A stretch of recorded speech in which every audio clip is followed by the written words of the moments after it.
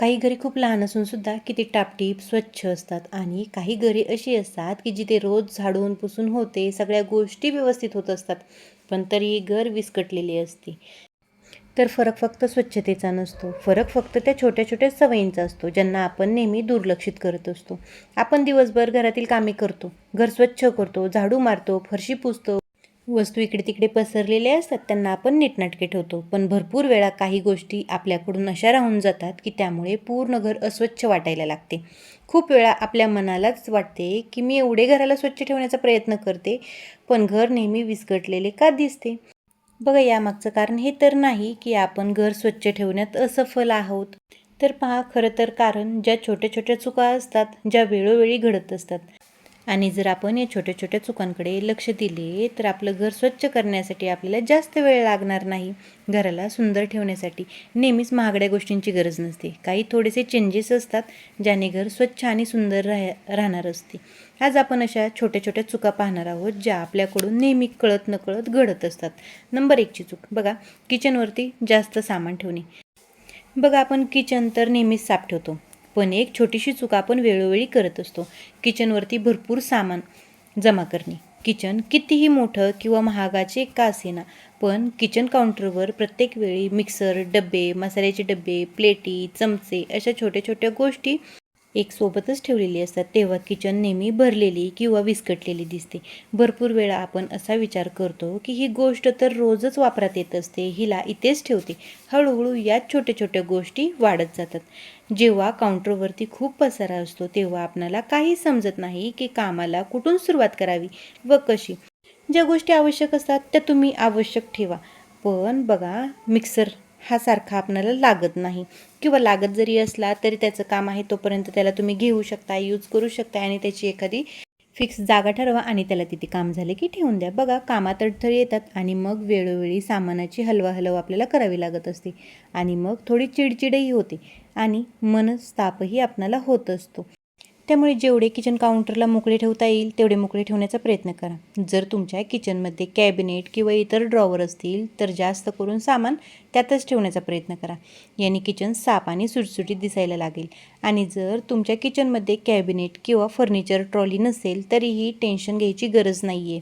बघा, बऱ्याचशा घरांमध्ये फर्निचर नसते, त्यांच्याकडे रॅक्स असतात, मग त्यांनी या रॅक्सला पडदे लावले तरीही चालतील. बघा, किचनची सुंदरता ही महागड्या सामानांनी नाही वाढत, तर ते किचन किती साफ आहे त्यावर त्याची सुंदरता ठरत असते. नंबर 2, बाथरूमची स्वच्छता. बघा, बाथरूमची स्वच्छता तर आपण नेहमीच करतो. फरशी रोजच्या रोज आपण साफ करत असतो, टॉयलेट स्वच्छ करत असतो, जे आपण आंघोळीसाठी बादली वापरतो, मग वापरतो, तेही आपण स्वच्छ करतो, घासत असतो. तर आपण आहे ना, प्रत्येक गोष्ट आपण टापटीप टॉयलेट बाथरूमची पण ठेवण्याचा प्रयत्न करतो, पण आपण एका गोष्टीकडे दुर्लक्ष करत असतो, तो म्हणजे जो बाथरूममधला आरसा आणि वॉश बेसिन ज्यावर पडलेले पाण्याचे डाग. बघा, आपण फेसवॉश करतो किंवा आपण टूथब्रश करतो त्यावेळेस आहे ना, त्या बेसिंगवरती आपण गुळणा केल्याच्या नंतर तिथे पाण्याचे डाग राहतात, किंवा जो आरसा असतो त्याच्यावरती सुद्धा पाण्याचे डाग हे तसेच राहतात. आपण त्याला रोजची रोज क्लीन करत नाही, पण जेव्हा कोणी अचानक आपल्या बाथरूममध्ये जाते आणि ते आरशावरचे डाग पाहते त्यावेळी त्याला खूप म्हणजे असं किळसवाणी वाटू लागते. बघा, मग तुम्ही बाकीच्या गोष्टी कितीही साफ ठेवलेल्या असू द्या, पण आरसा आणि बेसिंगवरचे जे डाग लागलेले असतात ते लगेच दिसून येत असतात. त्यामुळे एक छोटीशी सवय लावा.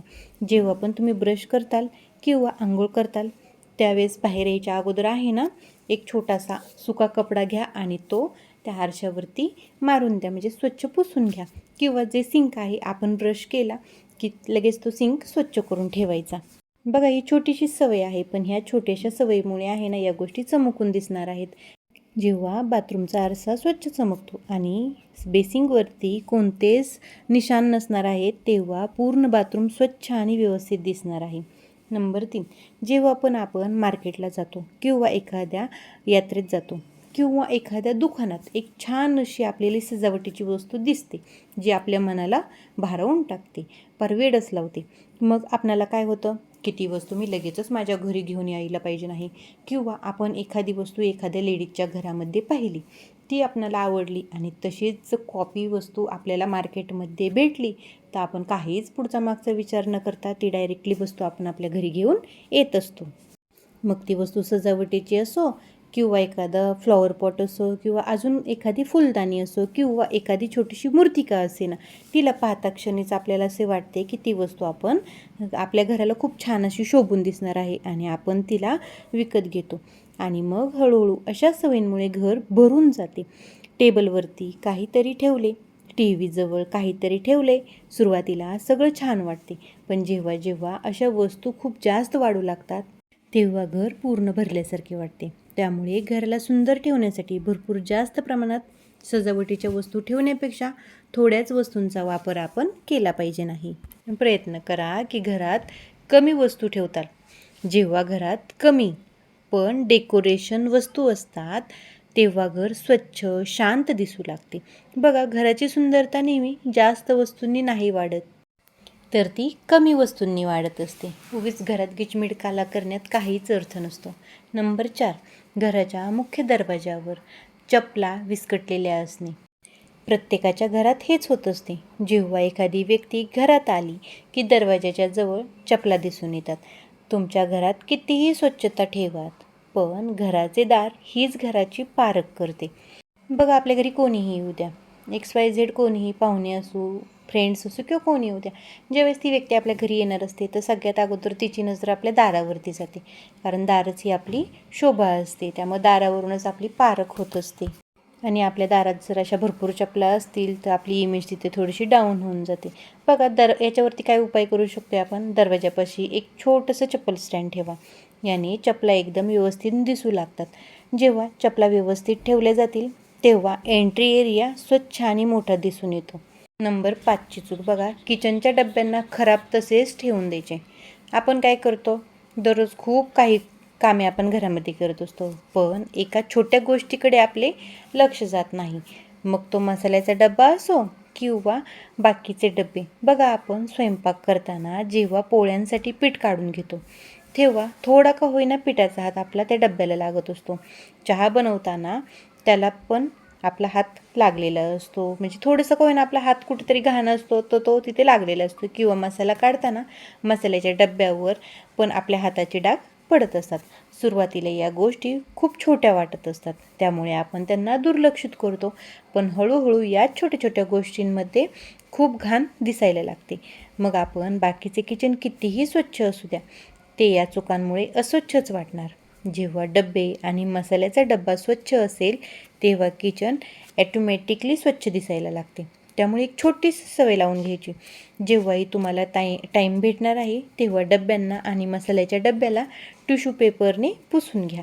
छोटीशी सफाई किचनला स्वच्छ आणि सुंदर बनवायला मदत करत असते. नंबर 6ची सवय, धुतलेल्या कपड्यांना इकडे तिकडे तसेच टाकून द्यायचे. बघा, बऱ्याचशा घरांमध्ये एक सवय असते की त्यांना घरात एक कोपराच ठरवलेला असतो. मग तिथे एखादा टेबल असतो किंवा एखादी खुर्ची असते. मग आपण काय करतो? धुतलेली कपडे ज्यावेळेस सुकतात, ज्यावेळेस आपण ती कपडे काढून घेऊन येतो त्यावेळेस ती कपडे आणायची त्या टेबलावरती किंवा खुर्चीवरती तसेच 4-4, 5-5 दिवस ते तसेच टाकून द्यायचे. सुरुवातीला वाटते की थोड्या वेळाने मी घडी घालते ना, पण हळूहळू त्या कपड्यांचा ढीग साचतो. मग थोड्या वेळाचा हा टाईम आपण जो मागितलेला असतो तो 4-5 दिवसांवरती जाऊन राहतो. ही प्रत्येकच गृहिणींची सवय असते, यातील गोष्ट नाही. पण आपण एखाद्या वेळेस जर खूप गडबडीत असतो, आपण जर आज ती कपडे तशीच ठेवली तर उद्या पण त्या कपड्यांपर्यंत आपला हात जाणार नसतो. आणि बऱ्याचशा गृहिणींनी आहे ना ही सवय अनुभवलेली आहे.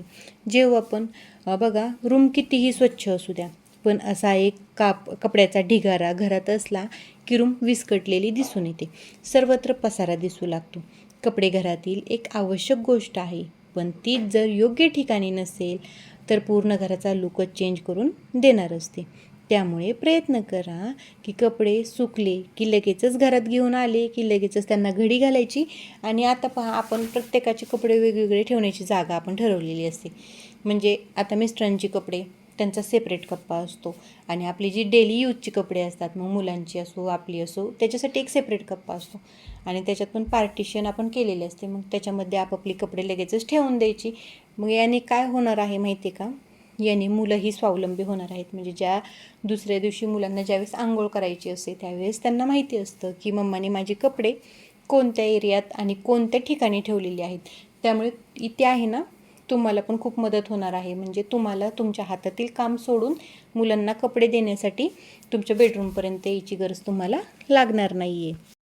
तर या छोटे छोटे टिप्स आहेत ज्या मी तुम्हाला प्रत्येक व्हिडिओतून काही ना काही टिप्स देण्याचा प्रयत्न करत असते.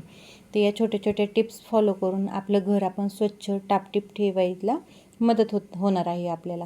आणि याच्यामुळे आपणालाही स्वतःसाठी काही टाईम भेटणार आहे. आणि ज्यावेळेस एखादा पाहुणा अचानक येतो आपल्या घरी येतो, मग ते फ्रेंड्स असो, रिलेटिव्ह असो, कोणीही असो, ज्यावेळेस एखादी व्यक्ती जर आपल्या घरी अचानक आली तर आपल्याला आहे ना मनावरती एखादं दडपण येणार नाही आहे की अरे माझ्या घरात इथे राहाडा आहे, तिथे राहाडा आहे. मग छोटंसं काय ना, आता तुम्ही किचन पूर्ण स्वच्छ केले पण किचनवरती एक कप आहे तरीसुद्धा तिथं घाण वाटणार नाही का? तर तुमचं किचन पूर्ण साफ झालेलं असणार आहे. पण किचन सगळंच अस्ताव्यस्त असेल, म्हणजे कुठेच असं स्वच्छता नसेल आणि किचनवरती एकही तुम्ही कप नाही आहे किंवा एकही भांडं नाही, तरी तुमचं किचन एकदमच स्वच्छ दिसून जाणार आहे. त्यामुळे ना या छोट्या छोट्या गोष्टी आहेत ना, या छोट्या छोट्या टिप्स तुम्ही फॉलो करा. नक्कीच तुमचं घर स्वच्छ राहायला मदत होणार आहे. आणि जर व्हिडिओवरती कोणी नवीनच आलेलं असेल तर चॅनलला नक्की सबस्क्राईब करा. व्हिडिओ आवडला असेल तर व्हिडिओला लाईक आणि शेअर करायला मात्र विसरू नका. चला मग भेटूयात अशाच नवीन व्हिडिओबरोबर. तोपर्यंत सर्वांनी काळजी घ्या. बाय.